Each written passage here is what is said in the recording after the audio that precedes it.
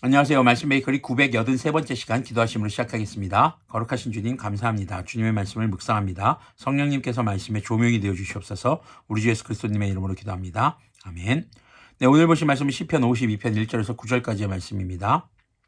오 용사여 너는 어찌하여 악한 일을 자랑하느냐. 여기서 용사라는 것은 진짜 긍정적인 의미에서의 용사가 아닙니다. 악한 일을 자랑하는 사람입니다. 하지만 힘이 있는 사람이라는 것이죠. 너는 어찌하여 경건한 사람에게 저지른 악한 일을 쉼없이 자랑하느냐. 너 속임수의 명수야. 너의 혀는 칼날처럼 날카로운 칼날처럼 해로운 일만 꾸미는구나. 너는 착한 일보다 악한 일을 더 즐기고 옳은 말보다 거짓말을 더 사랑하는구나. 너 간사한 인간아. 너는 남을 해치는 말이라면 무슨 말이든지 좋아하는구나. 하나님께서 너를 넘어뜨리시고 영원히 없애버릴 것이다. 너를 장막에서 끌어내어 갈기갈기 찢어서 사람 사는 땅에서 영원히 뿌리 뽑아 버리실 것이다. 자, 이 시편의 내용은 다윗이 사울에게 쫓길 때입니다. 쫓기는 이유는요, 억울한 일이에요, 사실.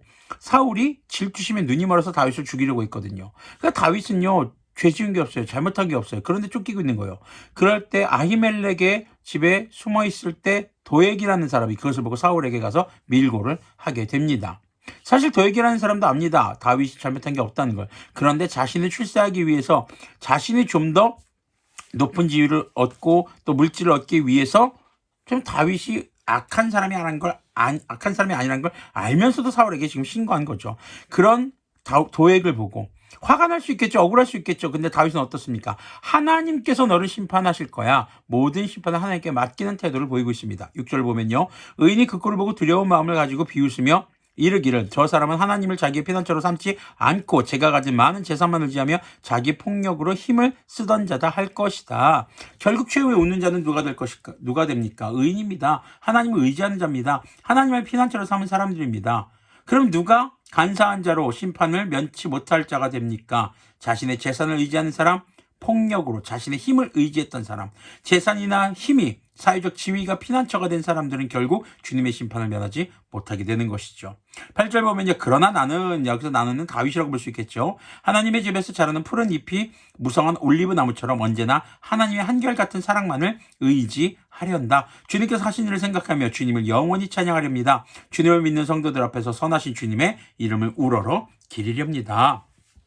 다윗은 지금 무엇을 의지하고 있습니까? 한결같은 주님의 사랑입니다. 변하지 않는 주님의 사랑입니다. 자, 그 변하지 않는 주님의 사랑이 무엇을 통해서 우리에게 나타났습니까? 우리 주 예수님을 통해서 우리에게 나타나셨죠. 우리는요, 때로는 억울한 일을 겪을 수 있습니다. 내가 지은 죄가 아닌데 그 죄, 다른 사람의 죄라든가 다른 사람의 악한 행동, 간사한 사람들의 그런 모습들 때문에 내가 어려움을 겪을 수 있습니다. 그럴 때 우리는 무엇을 의지해야 하는가 하는 것이죠. 바로 주님입니다. 주님의 한결같은 사랑에 의지하는 것입니다. 하나님 앞에서 예수님의 이름으로 회개하고 끝까지 어떤 상황 속에서도 주님의 한결같은 사랑을 잃지 않는 그것을 믿으며 주님께서 반드시 주님 앞에서 의인을 구원하실 것이다. 이 믿음을 가진 자들은 결국에 주님의 구원을 얻게 되는 것이죠.